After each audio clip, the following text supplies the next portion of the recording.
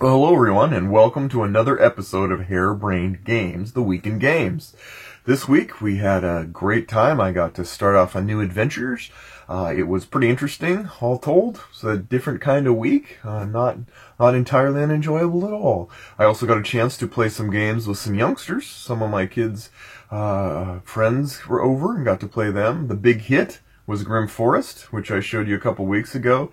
Definitely a great game to introduce to people. Lots of fun, easy to pick up, nothing too outlandishly complex, so just give it a shot. Think of it, Grim Forest for folks, if any of you out there are going to have some kids over or want something lighthearted to play with the family. So with that, let's get to the news. Okay, announced this week, and I know we've all been waiting for this, another version of Monopoly. That's right, Monopoly Deadpool. Yeah, that's interesting. I can't even imagine what they'll do for placement or what. Monopoly for everyone, I guess. A chicken in every pot. Also, blindfolded twister. Because we needed not only to be able to twist our bodies into other people's twisted bodies in weird ritualistic machinations, but we also need to do it blindfolded while using our hands to try and find plates on the ground that match the shape we're supposed to feel. Yeah. I'm just going to leave that one right there. And Toys R Us, on a sad note, is closing lots and lots of its stores. I grew up with Toys R Us. Never really hit the mainstream for board games as well as, they hit the mainstream for board games, but they never really delved too deeply into board games such that I could use it. But I do have fond memories of being there, taking my kids there and stuff, so it is sad to see a chapter closing in the life of the toy industry, but que sera, the Toys R Us in recent years in this area haven't been really well regarded or well kept, sadly. So anyway, that's a sad news. Bummer. But in good news, we've had Forbidden Island, we've had Forbidden Desert. Now we're going to get Forbidden Sky from Matt Leacock, a new game that's coming out, in a cooperative game similar to the ones before. Looking forward to hearing more information about that. And on that note, let's get to my question of the week.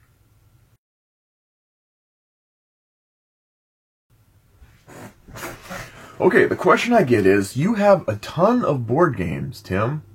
That's not a question. But wait. Here's the question. How do you know what game you want to play when you have all those games to pick from? This was a real question. And I thought to myself, I can't answer that with giving you a little background into how my mind works. First off, I tend to think I work hard. And when it's time to not work hard, I tend to work hard at not working hard. So, that to say that I am generally inherently lazy. As an example, if I'm going to play a video game, and in years past, if it was between something I installed on my machine and something I had to put a CD-ROM in for, remember those? I would always pick that, even if I thought the other game was better. As another example, I have tons and tons of DVDs, movies, Blu-rays, and such. And yet, sometimes I'll be on the couch and I'll want to watch a movie and I know that the DVD is back in the storeroom.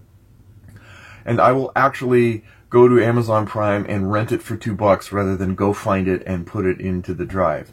That's how lazy I am when I'm not working hard. And instead working hard at not working hard. So with that mindset, understand that when I look through my games, the process goes similar to this. I look around. I look for games that pique my interest or hit my fancy at any moment. And then I grab one and I look and go, it's 90 minutes, maybe something smaller. Or, maybe I want something meatier. And I go around and I do this for about 15 minutes. And I look and I finally come on one. I'm like, you know what? That's the one I want to set up. I'm playing, it's a solo game. Let's sit it down. So I sit it down. And then I start opening up and I go, I don't have these pieces organized. It's going to be tricky to set up. So I set it back, and then we do step one again. Only this time I try to keep it around 10 minutes. And then after that, I find a game, and then I set it down, I open it up, and then I begin setting up the game. Now, at any point in this setup time during the game, I reserve the right to have changed my mind in the past, and may find myself wrapping it back up going, maybe I'm not up for the mood for this. So I put it all back in, go back and find another game. That's an optional step. And it still wraps back around to step 1. And I try to keep it around 10 minutes for step 1. By now we're about 40 or 50 minutes into the process. And there is a process. And then I do end up finding a game. And I will set it up and I will prepare. Might refresh myself on the rules because with 1,000 rule books, mine gets blurry. And so then I will set it up and then I will start playing, assuming that I haven't gotten and regurgitated any of the previous steps, and I'll begin playing the game. And I'll play a few turns, and generally speaking, I will finally go, you know, I'll bet Netflix has new episodes of Britannia, and I'll go off and watch those. And then I'll come back, and then I might look at playing another turn, and then I'm like, it's getting late, I gotta work in the morning. I'll just leave it here, and I'll play it over the course of days. And so I will set it off, I will come back, and then probably 3 or 4 days go by, and I'm staring at it at the table. Then I'll go in, and then finally I'll say, you know what? Actually, I'm in the mood for a different kind of game. Let's just call this good and go find another game. And then you wrap around to step 1 again. By this way, you're keeping the perpetual gaming circle of life intact. And so that's kind of that's my mind. Now you've got insight into my mind on how I choose board games, tongue-in-cheek aside. Thank you for the question. And with that, let's get to our 3 games of the week.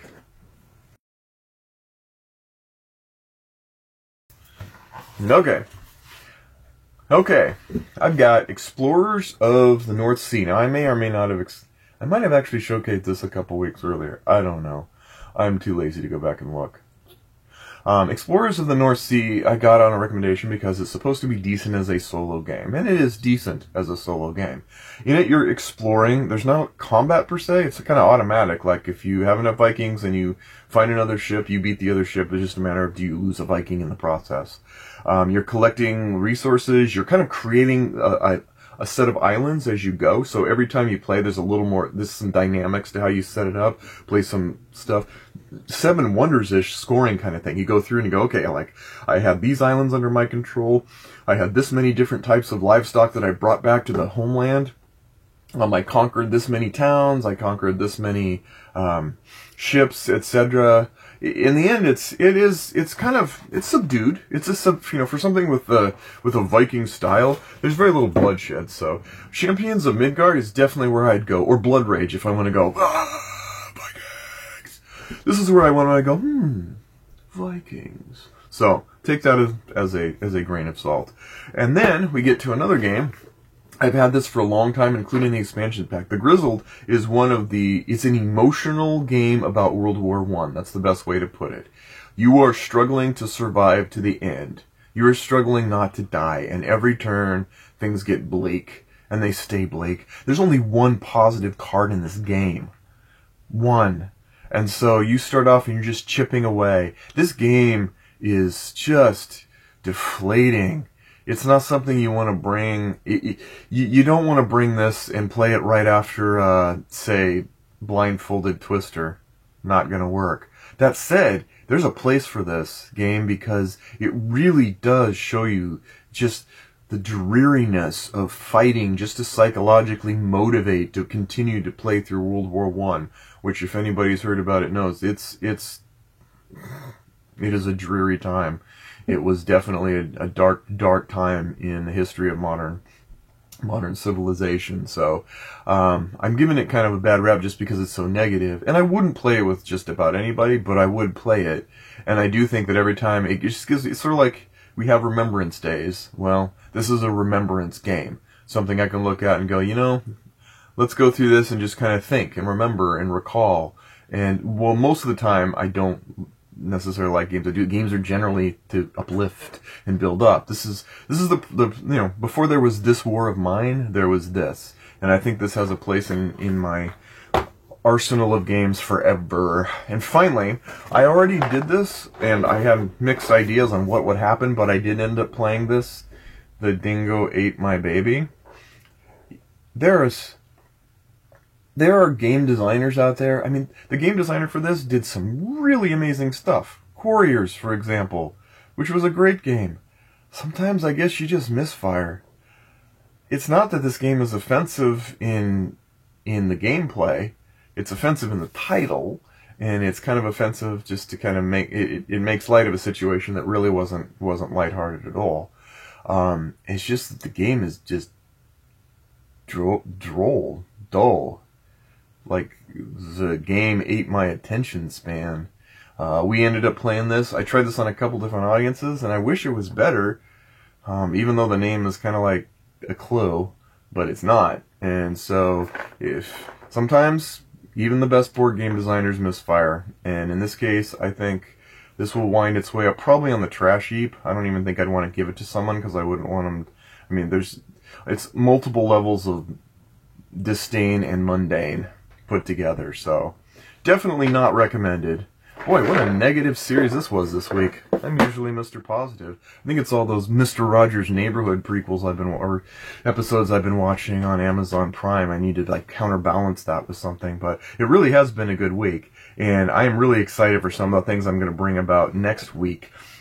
We have I'm building a prototype of that game I was talking about, Mega, the first year of the presidency. I'm almost done with that. I printed out renditions. In fact, here's the game map, so you can see kind of the board a little bit and stuff. So I did a really crappy job printing it. I learned a valuable lesson that you don't take a PDF and take a screenshot and send it to Costco. For some reason, everything comes out blurry. Who would have known? With that. But anyway, let's get to my tantrum of the week.